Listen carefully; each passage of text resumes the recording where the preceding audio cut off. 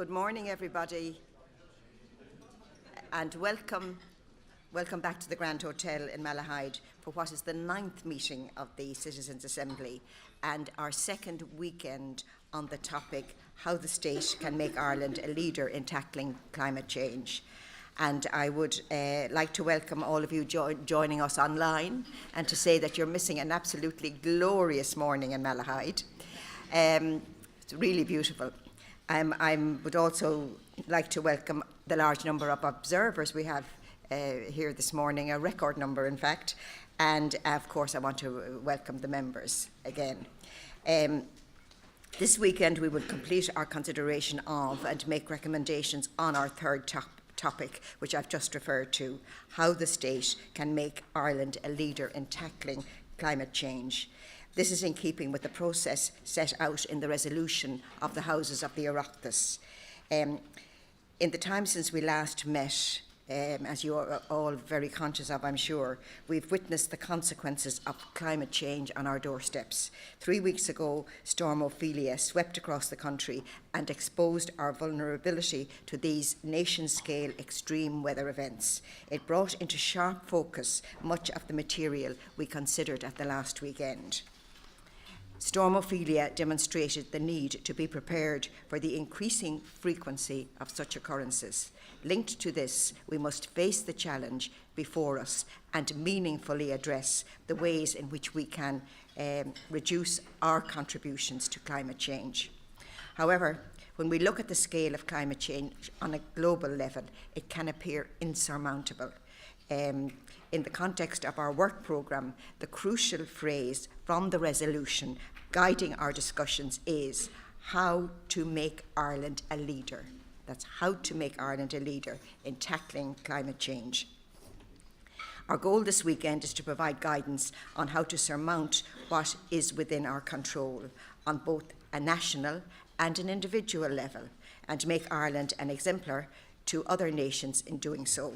We have been charged with the task of offering citizen insight to the Oireachtas and thereby to the government on feasible ways of addressing this issue that would be likely to have support of the public and in turn would allow us to meet our existing international and our European obligations. This task is not quite as easy as it sounds. We have already seen, and we will see again today, that innovation and progress in one area can have consequences in other areas. Competitiveness. Balance must be struck between competing interests, and we will touch on this again over the weekend. Our consideration will conclude all our considerations over the weekend will conclude with voted recommendations which will indicate support for policies that can be implemented at a national level and adopted as part of our everyday lives. Associated with this, I would like to briefly make reference to the ballot paper, which will dominate most of tomorrow's proceedings and is the mechanism by which we formulate our recommendations. In consultation with the expert advisory group, the Secretariat prepared a draft ballot paper based on the discussions at the last weekend, and I'm talking now about the discussions of the members. We received feedback from the members of the steering group on 2 occasions. We had 2 meetings with the steering group, and it was amended, that is to say, the ballot paper was amended in the light of those comments. The draft was circulated to the members earlier this week, and the Secretariat and the Expert Advisory Group will continue to work with me on it through the course of the weekend in response to issues as they arise from the members. Members have been encouraged to provide any feedback or thoughts they may have to the Secretariat at any stage over the weekend to aid efficiency of this process.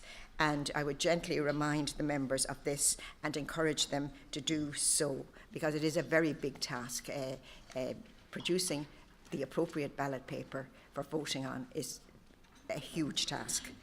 I will provide a detailed explanation of the draft ballot paper tomorrow morning. The members will then have the opportunity to critically discuss its contents in their roundtable sessions, and the wording will be finalised in a public session. Now, I just want to say something about the submissions. That's to say that the submissions which the Assembly received from the public on this topic. As you know, 1,200 submissions were received from advocacy groups and professionals and academics with experience and expertise on the topic, and from individuals with a concern for the environment. The submissions were of exceptionally high quality, solutions-based, and directly responded to the core question in the terms of reference. And as you know, all of the submissions are on the website. I want to reiterate my thanks to all of those who made a submission and engaged with the process. I believe I'm right in saying that it is to date the highest level of public engagement on climate change witnessed in the Irish context. Indeed, I may be contradicted on that, but that's my understanding. To see 1,200 groups and individuals going to the bother of making submissions, it's very impressive. And it demonstrates the prevalence of the issue in the minds of the public and the strong desire for action. In order to make the best possible use of these submissions, the Secretariat has prepared what we're calling a signpost document, just to give an overview of the main issues and the range of perspectives which emerged. The signpost document factually summarises the main points emerging from the 153 submissions received from non-government NGOs, representative advocacy groups, political parties, and commercial entities and academics. And a random sample of 100 of the submissions, that's approximately 10% of the overall number, was also considered when preparing the signpost document to give members a wider sense of the types of comments received. Now, the members received the document last weekend by post in order to read it and to consider it before coming here today. And I'll be surprised if they haven't found it a very helpful and useful document. I must also acknowledge, of course, that I'm aware that many of the members had already read large numbers of individual submissions received as the publishing of them online commenced last July. For these members, the signpost document is a supplement to the work they have already done on the submissions. And just for the public and everybody, the signpost document is available to view on our website from this morning. I don't know whether it's gone up yet. It has gone up, yes. Now, I very briefly want to refer to what's going to happen, the discussions this weekend. I do not propose to describe in detail this weekend's agenda and what each speaker will cover, as I will provide those explanations as the day progresses. Briefly, following on from last week's sectoral session on energy, and broadly speaking, using the same format, today's discussions will focus around two further sectors, transport and agriculture. In both these instances, we learn about current policies and what our national policies would look like if Ireland was a leader in these areas. We will briefly look beyond our shores with a session on international perspectives on climate leadership. We will learn about the Danish and Scottish experiences, as both Denmark and Scotland are recognised as forerunners in tackling climate change. Now, in break with tradition, we will hear one final speaker on this topic tomorrow morning before we commence our discussions on the ballot paper. Professor John Fitzgerald, the chair of the Climate Change Advisory Council, will address the members in public. As always, I fully expect that our members will give the information which they are presented with their full attention and will interrogate all of the information they will receive. And on the basis of my experience, I have no doubt that will happen.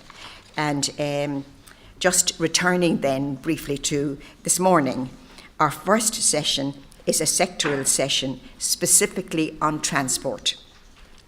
We begin our first session by looking at the transport sector. We know from the information presented by Laura Burke from the EPA at our first weekend, that in 2015, emissions from transport accounted for almost 20% of total emissions in Ireland.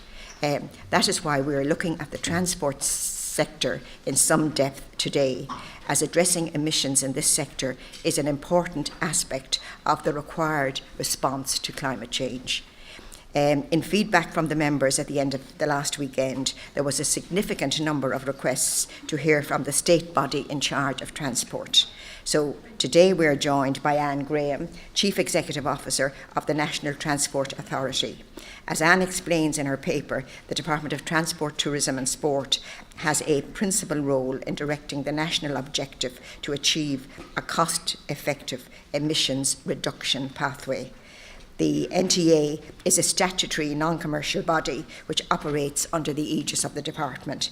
Its aims and objectives focus on the development of public transport modes, cycling and walking nationally in order to achieve greater sustainability in transport modes and patterns. So I would now invite Anne to come to the podium to begin this weekend's proceedings.